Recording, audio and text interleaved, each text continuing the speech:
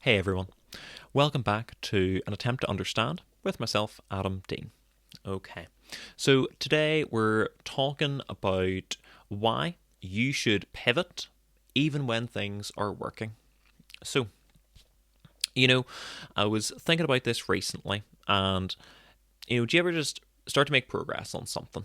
Real progress. But then you realize the direction you're in, it's not quite right. You're not alone. That feeling might just be the best thing that could happen to your creative journey or your journey in general. So let's talk about that today. Why pivoting your work and your focus and changing direction, it's not failure, it's progress. So, here's really the meat of it, people. When we're first starting something, whether it's like a personal project or it's a new path, like a new job, we do what makes sense at the time. We start with like what we know, with the resource that we have. But then as you move forward and you gain more experience, you gain more clarity, you start to realize something really important, which is often that the start could have been stronger. It could have been, in a more clear direction. And a good example of this that I've saw is talked about by Brandon Sanderson, the fantasy science fiction author. And he says that it's very common when writing fantasy, when writing science fiction, that an author will rewrite the first couple chapters of their story once they have finished the draft, the second draft, wherever it is, because they then at that point have a much better idea of not only the whole story, but what they were trying to do in those initial chapters. Once you have a great idea of what you're actually executing on, and it's not just, a couple bullets in an outline, but it's actually a fleshed out ending, you're like, okay, now I know that I need to set up for those successes. I need to properly prepare the audience so that they're actually invested in this character, or that they remember this plot point that I brought up once in chapter 2 and then never again for the rest of it. So it's very common, in that line of work, to consistently redo what your start was to better match the idea you have now that you've completed more of the project. And I think that's just something that I've really been wanting to think about and to really bring over into my own work, Obviously, I have had many pivots myself in my life, and another example that I think I had thought of more just personally was in the show Silicon Valley. Silicon Valley is a sitcom about a startup company based in Silicon Valley in the States. If anyone doesn't know, Silicon Valley is just like a big area for tech startups. So it's where a bunch of venture capitalists or just like rich people who like to, punt their money by chance that they're making the next Facebook or something. And that's essentially it. It's an area where a bunch of people, a bunch of programmers and wannabe business people get together and try to get rich off of making new tech startups. And the show itself is about a company called Pied Piper, and they create an algorithm that allows you to compress a file way more than anyone else would be able to compress that file.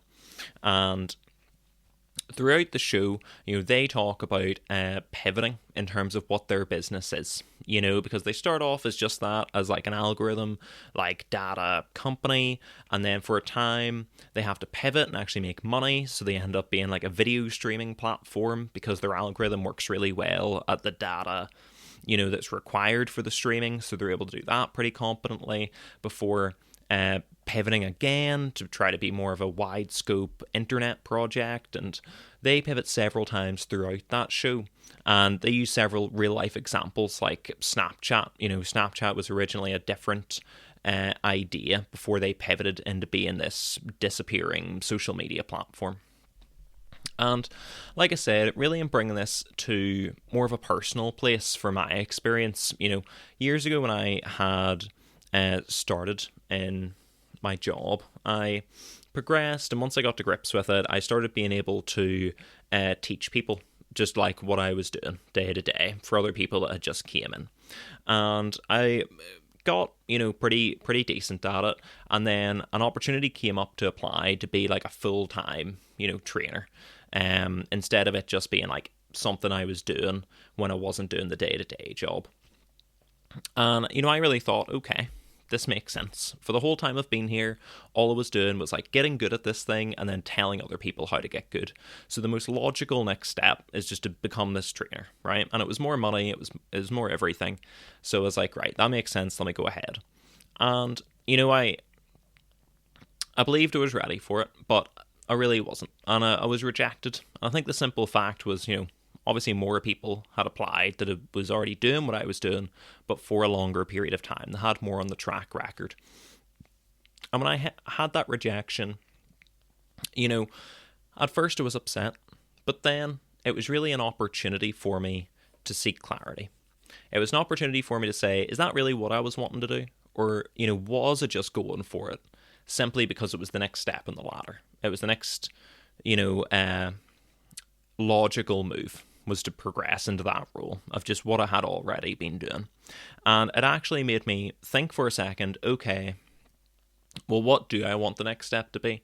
If it's not just following this path I'm already on, that I didn't really decide, I kind of stumbled into full-time work, stumbled into being half decent, stumbled into training people how to do stuff, and through the rest of it.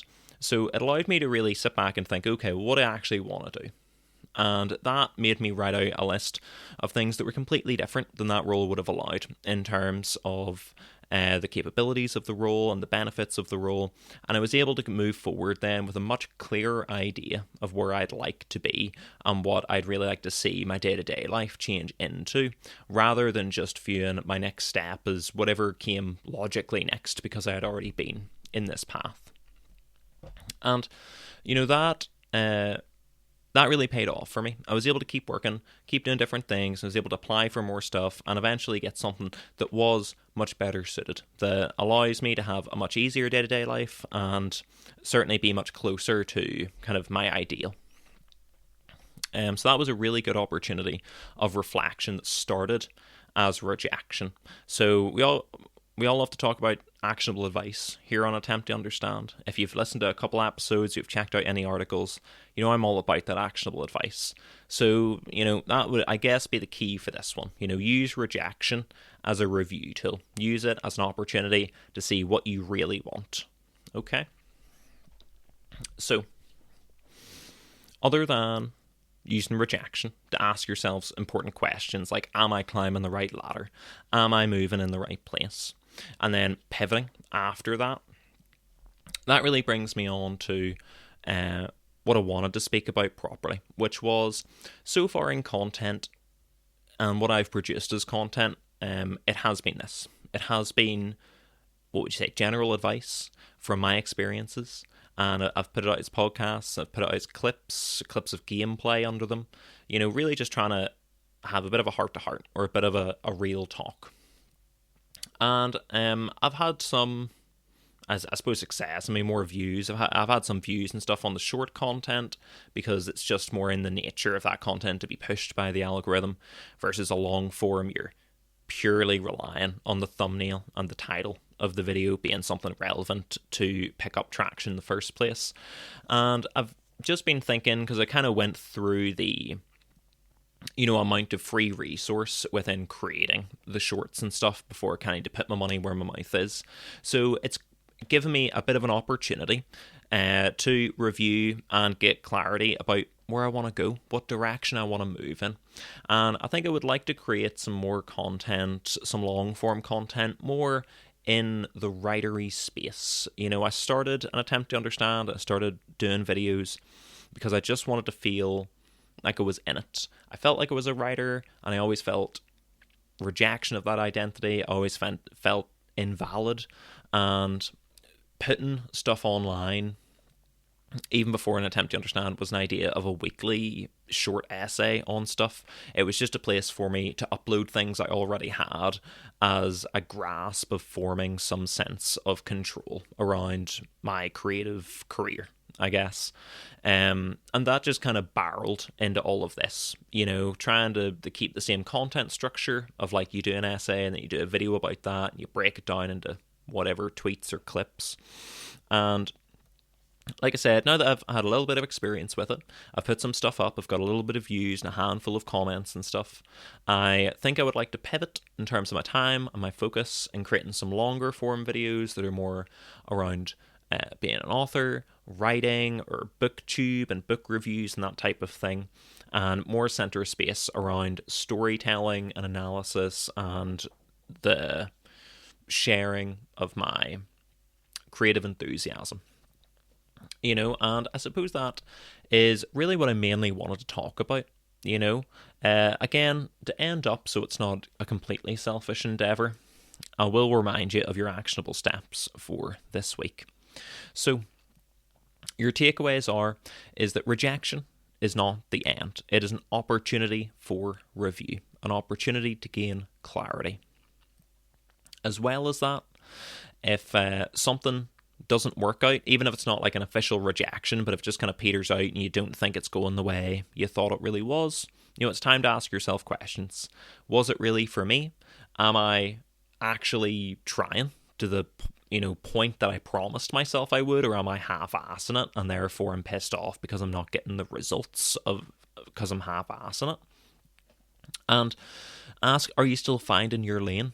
Maybe you're just beating yourself up too much because you're not fully succeeding in it, but it's not the thing that you're going to find success in. Maybe it's time to pivot, try something new, find something that's fun, and double down on that. Because that's really your real job right now, is to try things, reflect, and move towards what actually lights you up. Again, I'll finish off with this, but another piece of stellar advice from Brandon Sanderson, and it's just on my mind because I've been rewatching his lecture series recently, is he says that if you're a writer, or specifically a novelist, and you have been published yet, your job is not to get published. Your job is to write 5 books, because your first 5 books are really not going to be of great quality anyway. And there's tons of exceptions to that rule of people that spent years and years revising their works. But typically speaking, especially for like genre fiction or whatever, your first 5 books are just not going to be as good as any others that you produce, right? And the faster that you get them out of the way and you spend the time learning the process that you have, or your personal system of creation, then that will be the most value for you. Because when you do finally get published, and I think Brandon Sanderson, he didn't even publish those 5 books. And again, he really just drafted it, just like one draft through, done, move on to the next one, because he just wanted to pump them out, but he was submitting them, and I'm pretty sure it wasn't until something wild. It was like number 8 or number 13, I'm pretty sure. I think 13 might have been a first one to get published, and then they agreed to take book 6 as well. Which just shows you the amount of time and the effort you need to put into some things in life without seeing anything to get proper results. But yeah, that really stuck with me in terms of what he said. It's about finding the systems of your own creation for your own success, because once you actually get into that other side of things, once you start making money, or you get a publishing deal, or whatever it is in your lane and in your specific field, there is so much expectancy and timeline put onto you that you need to now be performing at a high level within that. So if you've just kind of done something in your off time and found great success in it, like, that's terrific, but you're now really grasping to find the support to consistently keep up that level of work. It would be similar for like a YouTuber, I guess, if you made really like low quality content in terms of a production level, and then it blew up and it went really, it went really viral, and then they're like, okay, well, we'll keep making stuff. And you didn't have it in you to find that consistency. It was only something you ever willed yourself to do at the weekends, and you just don't have any actual system of proper creation, to keep up what people want. Not the best example there, but these are unedited talks, so it is what it is. Well, look, that's going to do us for this week, people. We're coming up about 15 minutes here, so we'll go ahead and wrap up. Thank you for joining me on an attempt to understand. If you've listened all the way through, you're one of very few people. You're like on one hand right here, and you're an OG. I swear, if you've listened all the way through and you've actually got some lessons from it, or you've found value at all, give us a like, leave a wee comment, all that typical content stuff. If you're on Spotify or something like that, I don't know what you do on Spotify, man. I don't use it. So hit like or share it or something. And I really appreciate everyone checking it out. I hope you did get something from it. And yeah, I'm Adam Dean. Thank you for watching and attempting to understand. I hope to see you next week as well.